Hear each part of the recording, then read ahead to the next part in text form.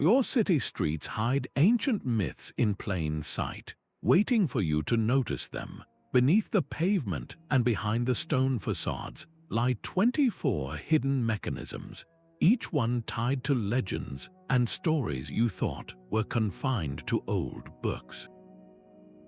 We will explore how mythology shapes the very infrastructure of urban life, from forgotten tunnels to symbolic street layouts. By the end, you will see your daily surroundings with entirely new eyes, spotting clues to epic tales where you once saw only concrete and steel. What if that ordinary manhole cover actually bears the mark of a sea god, or that echo in the subway recalls an ancient oracle? How many of these hidden stories have you already passed by without knowing? Beneath your feet, hidden behind brickwork and forgotten cellar doors, lies the first of these hidden mechanisms, the mythical labyrinth. Cities like Paris and Rome are not just built on top of ancient ruins, they are built atop a maze of spiritual pathways. These subterranean networks were not merely practical, they were deeply symbolic, designed as protective charms to ward off malevolent spirits or to serve as sacred routes for spiritual journeys. This concept echoes the legend of the Minotaur, a monstrous beast confined to a labyrinth, but it also connects to nearly every culture's myths of a descent into the underworld, a journey to face one's demons and return transformed. Today, these labyrinths survive as abandoned tunnels, crypts, and catacombs. Urban explorers have found entrances concealed behind modern walls, revealing intricate, confusing designs carved into the earth. The Paris catacombs are a perfect example, a vast underground ossuary whose twisting, turning passages are said to mirror those ancient mythical labyrinths. Some who have ventured deep into their silence report strange echoes, whispers on the damp air that folklore claims are the remnants of old rituals, the lingering energy of those who walk these paths seeking protection or enlightenment. This hidden mechanism turns a simple underground tunnel into a stage for the oldest human story, the journey into the darkness and the hope of finding your way back out. High above the labyrinthine streets, silent watchers guard the city from the rooftops. These are the gargoyles and grotesques, stone figures carved into the facades of cathedrals and old buildings, and they are the second hidden mechanism woven into the urban fabric. Far more than mere decoration, each one is a piece of mythological armor. Their origins trace back to ancient legends of dragons and monstrous beasts, creatures so fearsome that their very image was believed to scare away evil spirits. By placing these stone guardians on a church, architects were not just building a structure, they were actively protecting it, creating a spiritual perimeter against negative energies. In cities like Paris, the famous gargoyles of Notre Dame are a bestiary in stone, each one inspired by tales of chimeras and other mythical protectors. But the genius of these figures lies in their dual purpose. While their grotesque faces stare down to ward off spiritual harm, their open mouths serve a profoundly practical function, acting as waterspouts that channel rainwater away from the building's delicate stonework. This perfect marriage of myth and utility is a constant, quiet reminder that our ancestors saw no separation between the physical world and the spiritual one. The city itself was a living entity to be protected, and these stone sentinels were its first line of defense. This idea of hidden symbols providing protection and meaning extends far beyond the statues on a roof, and it leads us directly to the next hidden mechanism, one mapped across the entire city. That spiritual armor of stone guardians finds its echo in the very layout of the streets themselves. The third hidden mechanism is not carved in relief but drawn on the grandest possible scale, hidden in the symbolic geometry of city plans. Many of the world's great capitals were not haphazardly designed. but were instead laid out with deliberate, mythologically inspired patterns. Washington, D.C. is a prime example, with its streets and avenues forming intricate patterns that some scholars link to ancient star maps and concepts of sacred geometry. The diagonal avenues cutting across the grid are said to create powerful energetic lines, much like the ley lines of old legends, intended to channel cosmic harmony and invoke divine protection for the new nation. This was not merely an aesthetic choice, it was a profound act of urban myth-making. The planners were essentially inscribing a protective sigil onto the land itself, a massive symbol meant to ensure order and spiritual significance for centuries to come. You walk these patterns every day, perhaps feeling the slight disorientation of a diagonal intersection, completely unaware you are tracing a line meant to connect earthly power to the heavens. London, too, holds these secrets in its oldest quarters, where the winding streets sometimes conform to ancient symbolic patterns now obscured by centuries of new construction. This practice connects directly to creation myths from countless cultures, where bringing order to chaos through geometric design was seen as a divine act. The city grid itself becomes a modern retelling of that primordial story. So the next time you look at a map of your city, ask yourself if the pattern you see is just about traffic flow, or if it is a forgotten star chart, a sacred geometric shape, a hidden layer of mythology buried in plain sight, guiding your steps in ways you never consciously realized. These sacred geometric patterns inscribed upon the land find their counterpoint in the flow of water, the fourth hidden mechanism. Public fountains and water features are not mere civic ornaments, they are monuments to mythological power. From the smallest town square to the grandest capital, these structures draw directly from ancient tales of nymphs, river gods, and miraculous springs. The Trevi Fountain in Rome is perhaps the most famous example, a breathtaking Baroque masterpiece depicting Oceanus, the titan of the sea, commanding his chariot. But this is far more than a stunning sculpture. It is a direct invocation of a deity, a declaration that the water flowing through the city is not just a utility but a divine gift, possessing a power and purity straight from legend. These fountains were once the absolute heart of community life, and the water they provided was believed to hold healing properties or carry specific divine blessings. Throwing a coin into the Trevi was not a simple tourist ritual.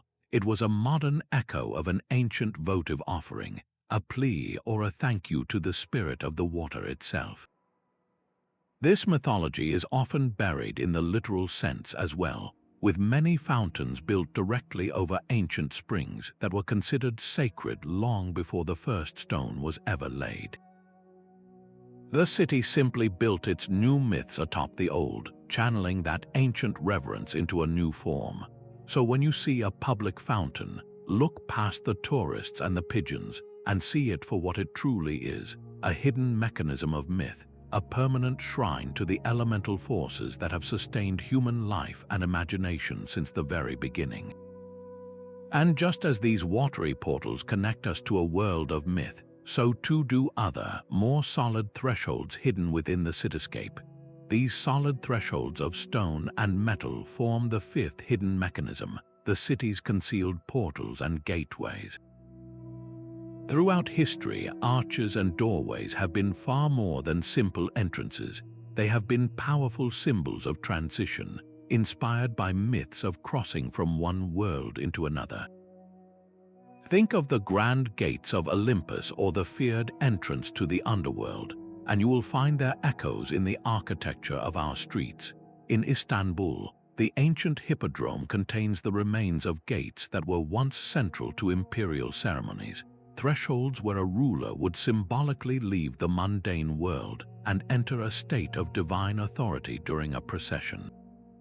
These portals are often ornate masterpieces, covered in inscriptions and designs that reference legendary passages, A simple walk under an archway in an old city district might mean you are passing through a forgotten spiritual boundary, a marker that once separated the sacred from the profane or the safe inner city from the unknown wilds beyond its walls. Urban legends naturally cling to these structures, with some locals claiming that passing through a specific gateway at a certain time of day can bring luck, or that the echo of your footsteps beneath its curve is the sound of another world answering back. These stories are not just fun tales, they are the modern remnants of a deep-seated belief in the power of the threshold. Every time you pass through one of these ancient arches, you are participating in a ritual as old as mythology itself, the journey from one state of being to another. And just as these silent gateways hold their secrets, so too do the sounds that fill the urban air, the next hidden mechanism waiting to be heard. The echo under a stone arch is not the only sound that carries a hidden message. The sixth mechanism is the city's own voice, found in its echo chambers and deliberate acoustic designs. Certain structures are built to play with sound, creating effects that feel less like physics and more like pure magic. Ancient amphitheaters are the most obvious example, engineered so a performer's unamplified voice could reach every single seat. But the phenomenon goes much deeper, woven into the very fabric of older cities. In the ruins of the Temple of Zeus in Athens, there are spots where a whisper can travel an impossible distance, perfectly clear to someone standing far away. In an age where people believed God spoke through natural wonders, an effect like this was not a curiosity, it was proof of divine presence. It fueled legends of oracles receiving messages on the wind and of spirits whispering secrets to those who knew how to listen. Modern cities are filled with these accidental remnants of acoustic genius.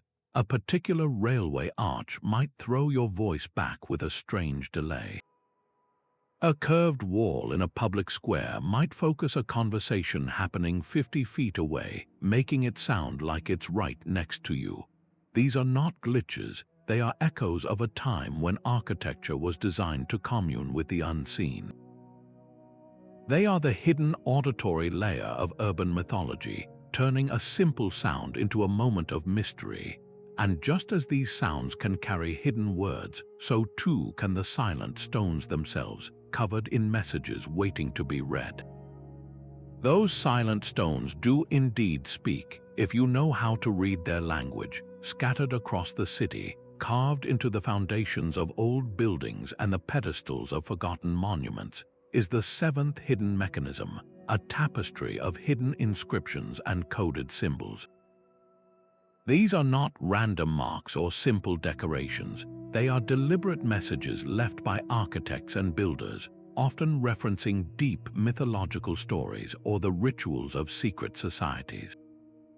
In London, a careful look at some older financial institutions or guild halls reveals intricate carvings of compasses, set squares, and other Masonic symbols, each one a piece of a complex philosophical code.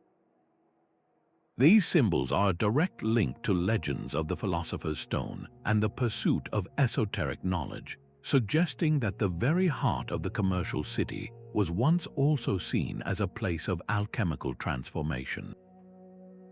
Walk through any historic European district, and you might find a worn stone bearing a cryptic sigil, perhaps a protective rune from Norse myth, or a veiled reference to a local folktale about a hidden treasure buried beneath the cobblestones. These inscriptions were a way to embed power, protection, or prophecy directly into the urban fabric, creating a layer of meaning invisible to the uninitiated.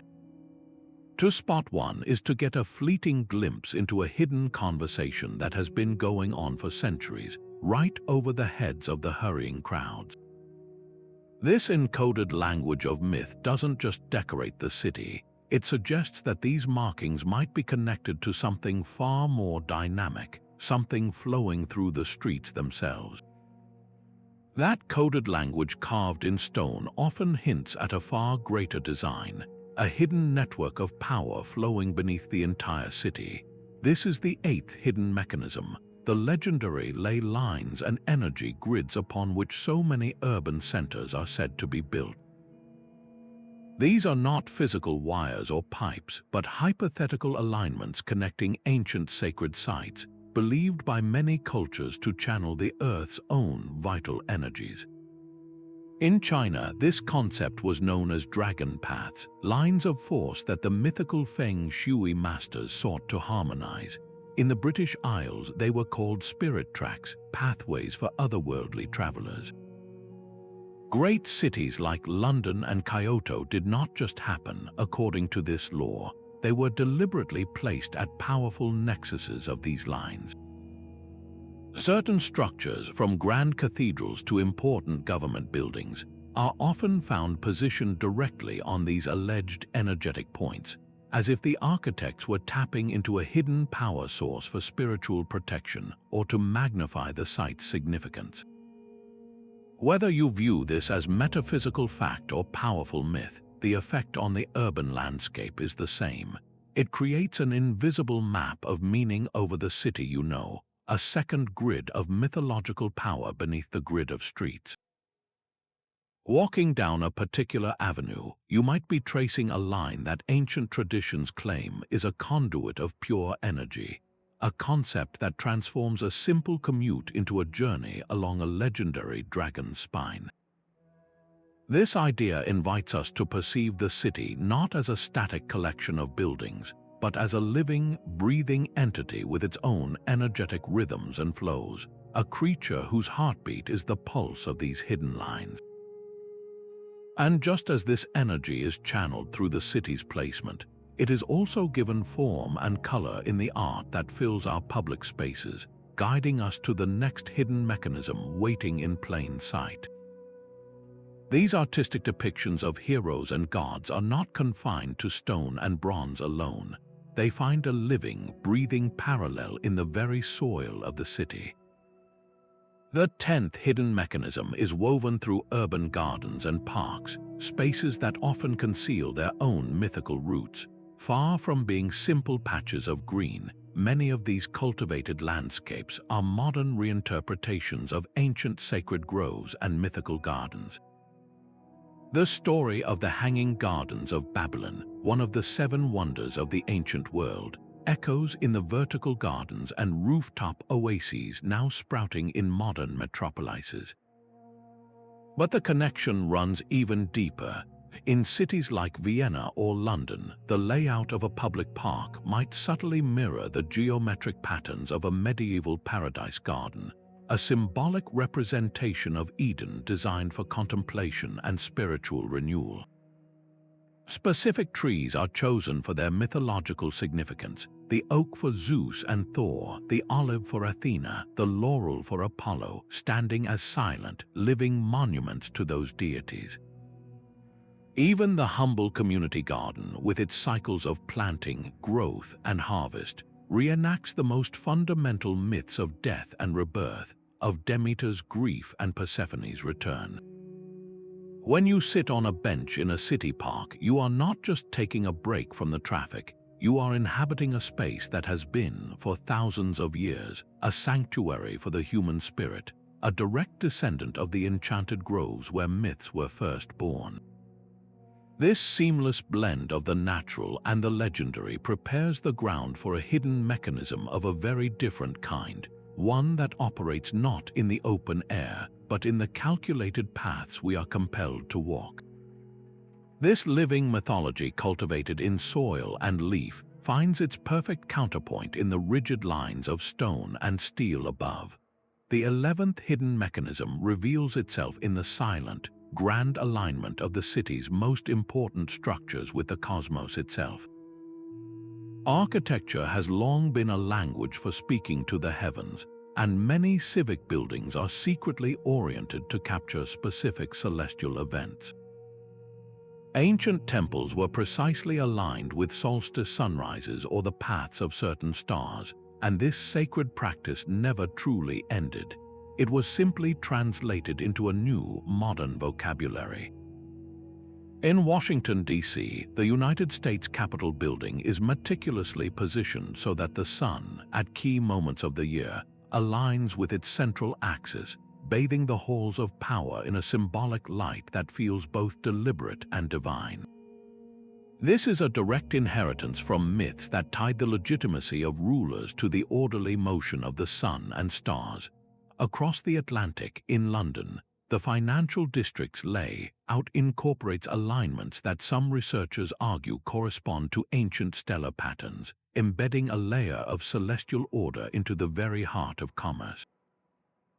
This is not mere coincidence, it is the ghost of an ancient belief, the idea that for a city to prosper, it must be in harmony with the universe. A building facing the rising sun on the equinox is participating in a ritual as old as Stonehenge, a hidden mechanism that connects the daily grind of politics and business to the epic, timeless dance of the planets. You can feel this alignment without even knowing it, a sense of rightness and grandeur on a street that seems to pull your gaze toward a specific point on the horizon at a certain time of day. It is the city whispering that its plan is far older and more profound than any map suggests. This celestial choreography between stone and sky is mirrored in a more personal, human scale of urban ritual. The 12th hidden mechanism is not carved in granite or aligned with a star, but performed in the daily habits and seasonal traditions of the city's inhabitants. These are the urban rituals, the unconscious ceremonies that give a hidden mythological structure to modern life. Think of the daily rush hour, a vast, relentless migration that echoes ancient processions to a temple or oracle. The collective focus, the shared purpose, the river of people flowing along set paths, it all recreates the feeling of a pilgrimage, a journey toward something greater than oneself. Then there are the annual traditions, like the lighting of the Christmas tree in Rockefeller Center, a modern Yuletide festival that taps into ancient myths of bringing light into the darkest time of winter, of celebrating the rebirth of the sun. In Mexico City, the celebration of the Day of the Dead transforms entire neighborhoods into a vibrant, communal offering to ancestors, a practice with roots deep in Aztec mythology that views death not as an end, but as a natural part of the cycle of life. Even something as simple as tossing a coin into a fountain is a small, personal ritual, a votive offering to a water spirit that harks back to the oldest traditions of seeking favor from the gods. These are not just things we do, they are how the city remembers its oldest stories, acting them out again and again through us. We become the living agents of these hidden myths, performing the urban rituals that keep the old magic alive, often without ever knowing why it feels so significant. These urban rituals are a living echo, but their names often point directly to the source of that echo. The 13th hidden mechanism is etched onto street signs and city maps, hidden within the mythological origins of place names. We walk these titled paths every single day, often without a second thought to the legendary figures and epic tales they immortalize. The island of Manhattan itself takes its name from a Lenape word deeply tied to the people's spiritual understanding of the world. Across the Atlantic, the entire continent of Europe is named for Europa, a Phoenician princess abducted by Zeus, who had transformed himself into a magnificent white bull to carry her across the sea. That is a story of cosmic passion and transformation literally written across the map. In London, you can walk along Cannon Street, a name that sounds utterly mundane until you learn it is a corruption of Candlewick Street, which itself hints at a much older history of light and perhaps ritual. Every Athena Boulevard, every Apollo Road, every Thor Avenue is not just a convenient label. It is a tiny, permanent invocation, a way of calling a god or a myth into the daily life of the city. We give directions using these names, we live on these streets, and in doing so, we are constantly referencing a hidden world of stories. The map becomes a storybook, and your address might be a direct link to an ancient deity, a constant, subtle reminder that the mythological is not past but present, woven into the very identity of the place you call home. Those names on the signs are a constant, quiet invocation, but the myths they reference are not always silent. The 14th hidden mechanism is not something you see, but something you hear, a layer of urban mythology woven into the very soundscape of the city. These are the hidden soundmarks and auditory legends, specific noises that carry the weight of story. Every city has its unique sonic fingerprint, the rumble of the subway, the call of a street vendor, the chime of a particular clock tower. But some of these sounds are directly tied to mythological tales, serving as modern echoes of ancient beliefs.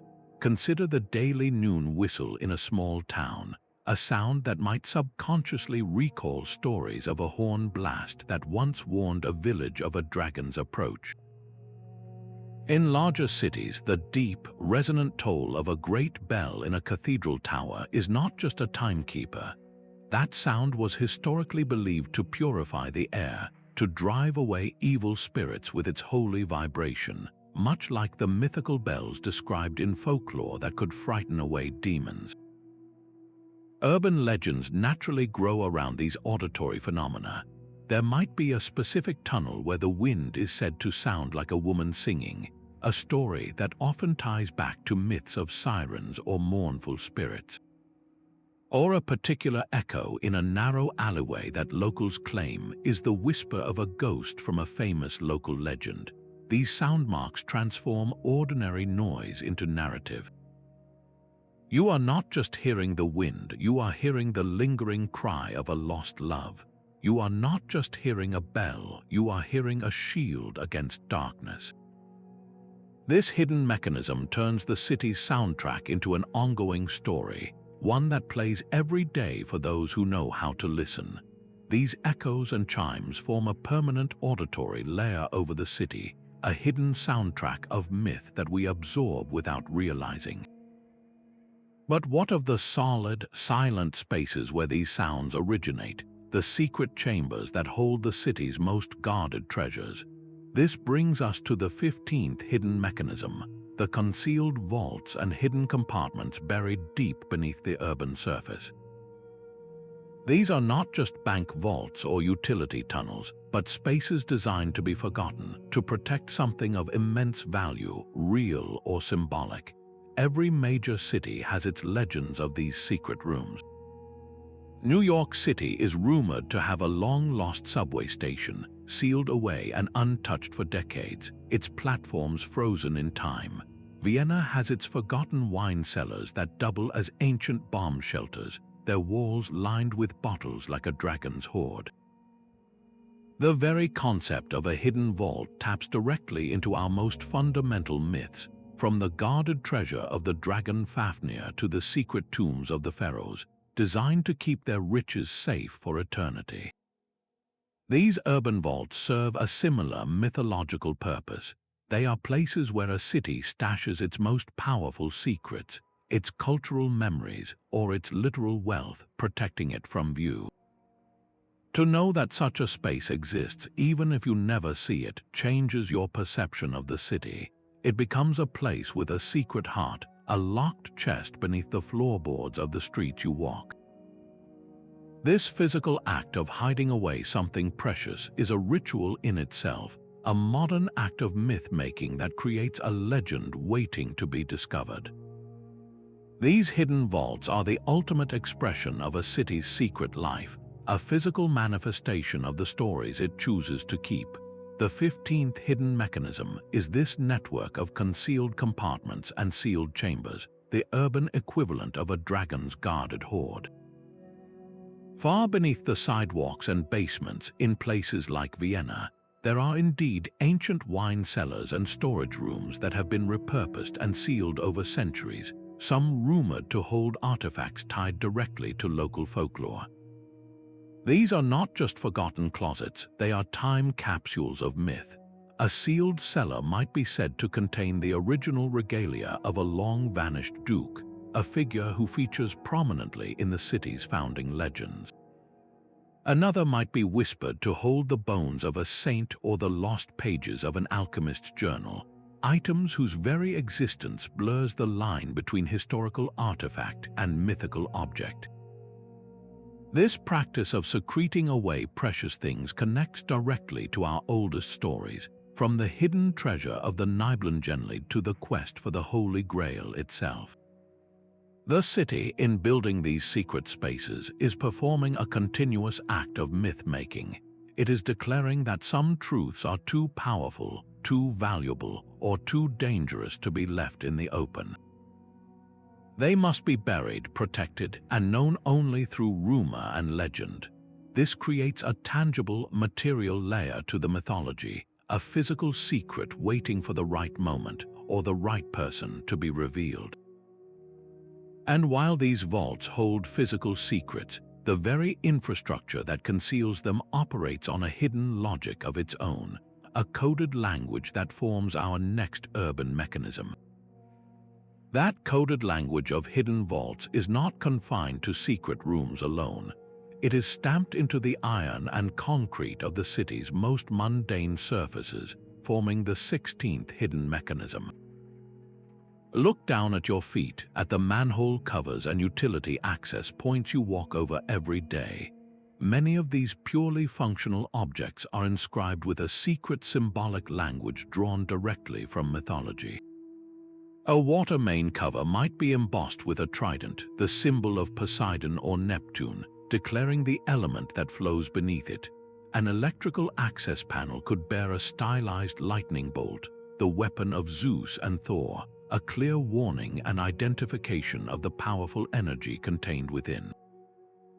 In cities like Tokyo, this practice is elevated to an art form, where infrastructure often incorporates delicate motifs from Shinto myths, like the Tomo symbol representing the interplay of earth, water, and fire, or the Komanyu, the lion-dog guardian seen at shrine entrances, subtly integrated into civic design.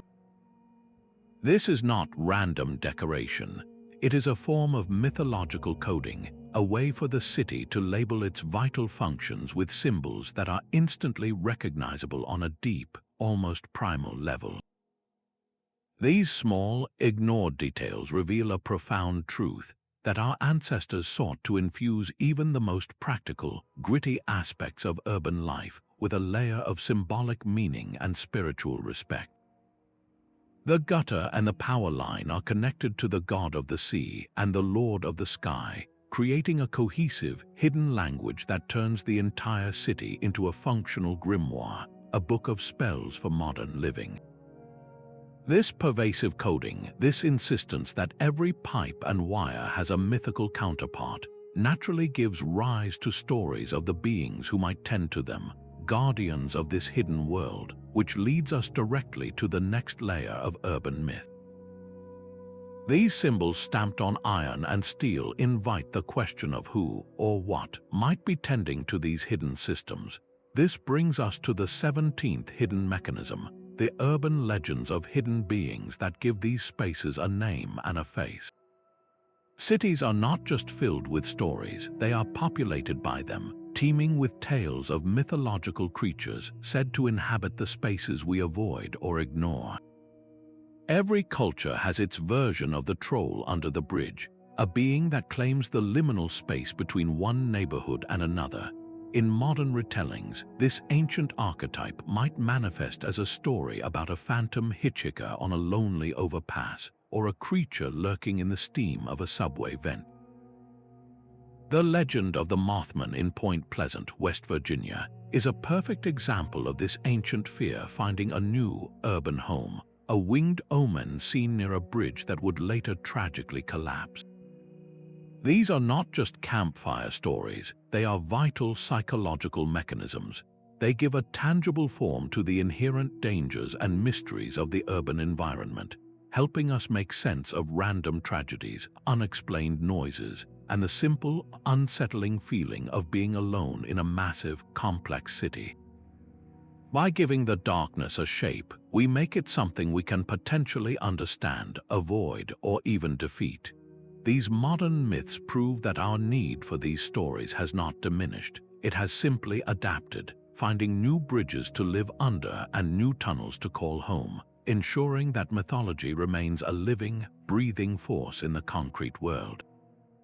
These modern myths of hidden creatures give the darkness a name, but the city also buries its brightest hopes for the future. The 18th hidden mechanism is the hidden time capsule, a deliberate act of urban myth-making sealed in metal and concrete. These are not random collections of objects, but carefully curated relics meant to tell a specific story about who we are and what we value. They are modern-day offerings to the future, packed with symbols of our own societal myths. During World's Fair events, like the great expos of the 19th and 20th centuries, cities would bury elaborate capsules filled with technological marvels, photographs of daily life, and messages of peace and progress. Each item was chosen to represent a grand narrative of human achievement and unity, a mythology we told ourselves about our inevitable march toward a brighter tomorrow. To open one of these capsules is not just to find old things, it is to read a story we left for ourselves, a declaration of what we believed was worth preserving, what we hoped would define us in the eyes of generations to come. Even smaller capsules buried beneath the cornerstones of schools or libraries serve the same purpose. They create a tangible, physical link between the past, the present, and the future, turning a simple ceremony into a profound ritual of continuity. We mythologize our own history in real time, deciding what legends we want to leave behind. And just as these capsules capture a moment in time, they also capture the light of that moment, a light that plays across the city in ways we are only beginning to understand. That captured light becomes a storyteller in its own right, painting fleeting myths across the urban landscape with the 19th hidden mechanism. Architectural features are not just static structures, they are carefully designed instruments for casting light and shadow, creating ephemeral images that evoke deep mythological archetypes.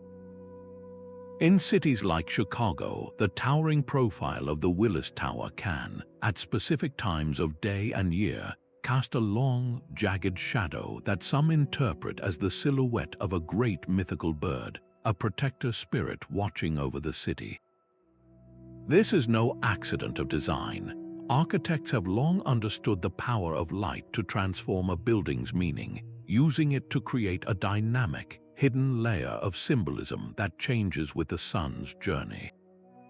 A cathedral's stained glass window might project a kaleidoscope of saintly figures onto the floor for only a few minutes each afternoon, turning an empty aisle into a sacred narrative. Even a simple overpass with its repetitive arches can create a strobe effect of light and dark, mimicking the rhythmic passage into and out of a legendary underworld. These daily performances of mythological imagery remind us that the city is a living canvas. It is a stage where science and art conspire with the ancient patterns of the sky to tell stories that are felt more than seen. You might catch one of these moments out of the corner of your eye, a shadow that looks just a little too much like a dragon's wing, a patch of light that forms a perfect halo on the pavement. These transient miracles encourage us to look up, to pay attention, to see the city not as a fixed collection of objects, but as a dynamic participant in an ongoing myth. And just as these official structures use light to tell their stories, a more rebellious and personal form of storytelling waits on the walls themselves. These rebellious streaks of paint on a city wall are far more than simple vandalism. They are the 20th hidden mechanism, a modern form of mythological graffiti and street art that turns the entire urban landscape into a canvas for ancient stories. In neighborhoods from Berlin to Buenos Aires, you will find tags and murals that draw directly from the deep well of myth. A stencil of Hermes, the Greek messenger god, might grace the wall of a post office, a sly comment on communication. A sprawling mural could depict the epic battle of Ragnarok across the side of an old factory, its imagery of destruction and rebirth reflecting the neighborhood's own struggles and renewal. This is not random imagery. Street artists are the modern equivalents of cave painters and bards, using these powerful, shared stories to comment on social issues, to challenge authority, or to bring a sense of wonder to a neglected alleyway. They create a living dialogue between the timeless themes of mythology and the urgent questions of contemporary life. These works are democratic and accessible, a hidden gallery without walls that belongs to everyone. You do not need a ticket to see it, you only need to pause on your walk and look up. The myth is right there, breathing new life into the brick and mortar, proving that these ancient narratives are not relics but vital tools for understanding our world. This artistic dialogue flows through the streets, and it is the same flow of people and purpose that guides the next hidden mechanism, one that maps these ancient stories onto the very paths we take every day. This flow of people along mythic paths is charted in the very maps we use to navigate the city. The 21st hidden mechanism reveals itself in the mythological patterns found in our transportation networks. Look at a subway map not as a guide for getting from point A to point B, but as a symbolic diagram. The intersecting lines of a metro system can unintentionally form powerful archetypal shapes, from protective crosses to infinite spirals and mandalas.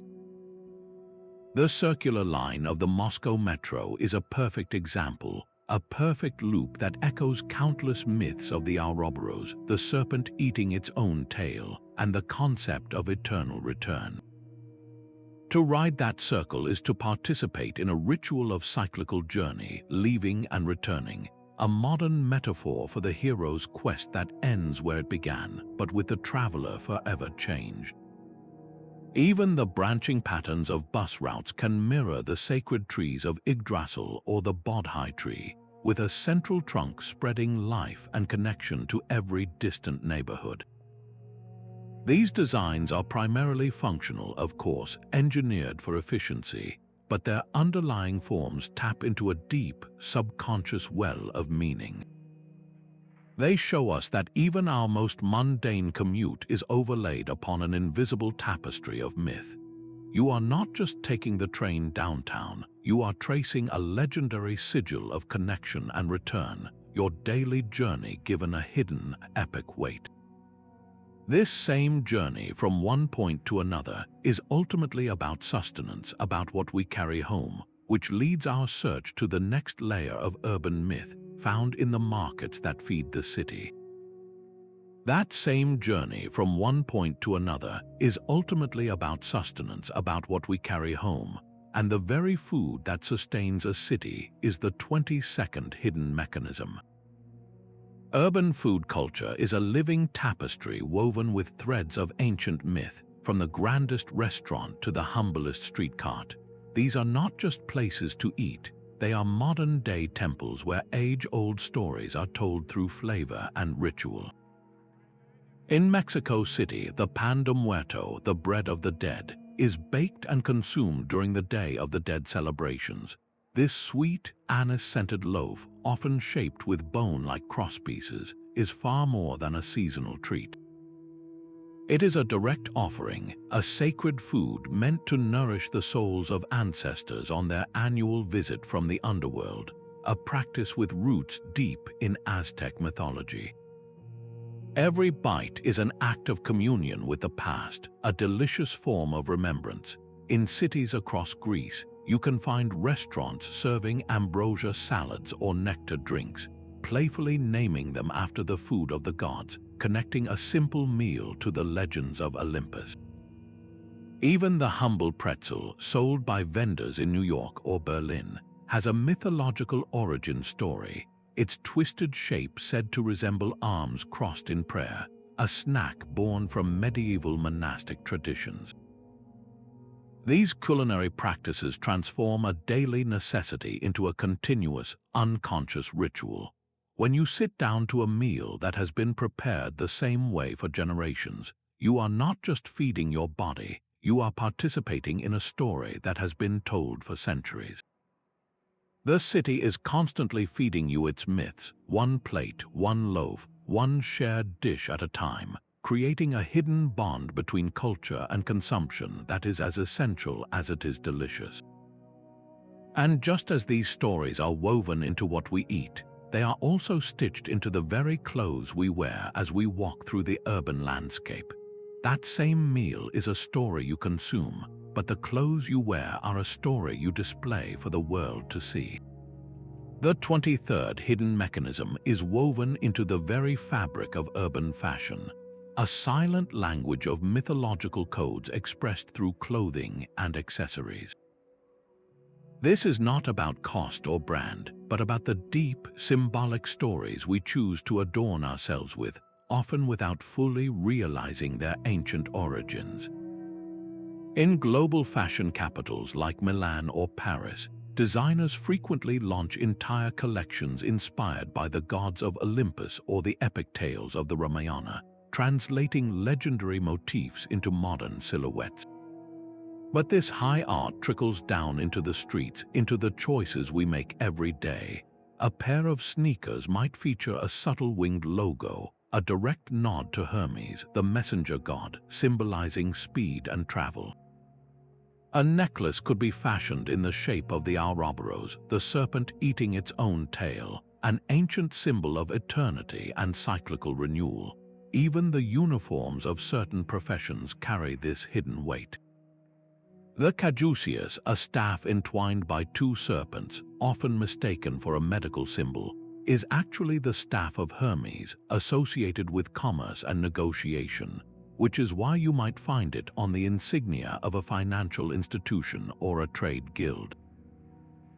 This sartorial layer allows every individual to become a curator of myth, to wear their allegiances and aspirations on their sleeve, literally. You might choose a ring with a Medusa head not for its aesthetic alone, but for its ancient power as a protective talisman, a modern-day version of the apotropaic magic once carved into stone gargoyles. Your wardrobe becomes a personal archive of these hidden stories, a way to physically connect to the epic narratives that shape our collective imagination, turning a simple walk through the city into a silent procession of modern-day deities and heroes. And just as these ancient symbols are stitched into our clothes, they are now being coded into the very digital ether that connects the city, guiding us to the final frontier of urban myth. These ancient symbols you wear are now being coded into the very air you breathe. The final hidden mechanism is the mythological digital landscape, a layer of myth woven not from stone or thread, but from data and light. Our cities are now overlaid with augmented reality apps and hidden digital networks that use ancient stories to create entirely new experiences. In a park, you might use your phone to see a virtual Norse god standing beside a real oak tree, or participate in a city-wide game that casts you as a hero on a quest drawn straight from local folklore. In Tokyo, digital art installations frequently pull from the rich well of Shinto mythology, projecting kami spirits onto the sides of modern skyscrapers, creating a breathtaking blend of the ultra-modern and the eternally sacred. This is not a departure from tradition, it is its natural evolution. These digital layers are the newest form of urban myth-making, a way for the stories to breathe and adapt in a technological age. They prove that our need for these narratives is not fading, it is finding powerful new mediums. A hidden Wi-Fi network named after a legendary oracle is a small, modern-day mystery, a puzzle box waiting for the curious to connect. This digital realm completes the circle, showing us that mythology was never about the past alone. It is a living, evolving language, a hidden mechanism that continually recalibrates itself to help us find magic, meaning, and connection in the world we build around us, from the deepest tunnel to the highest cloud of data. These 24 hidden mechanisms are not isolated curiosities but threads in a single, magnificent tapestry. Each one, from the protective gaze of a gargoyle to the celestial alignment of a Capitol building, weaves ancient stories directly into the fabric of our modern lives. They connect the practical need for a sewer cover with the trident of Poseidon, and the daily commute with the cyclical journey of a hero. This is not a collection of separate secrets but a unified, living system, a hidden language of myth that gives depth and meaning to the concrete and steel we navigate every day. Recognizing this tapestry is the real magic. It transforms a simple walk through the city from a mundane task into an act of discovery, where every corner holds the potential for a story, and every shadow might conceal a piece of an epic tale. You are not just a resident or a commuter, you are an active participant in this ongoing narrative, walking paths laid down by legends and living in a landscape rich with hidden significance. This awareness is the final, most important key, one that unlocks not a door but a new way of seeing. It prepares you to step outside and engage with these mechanisms not as a passive observer, but as someone who can now read the city's deepest, oldest stories.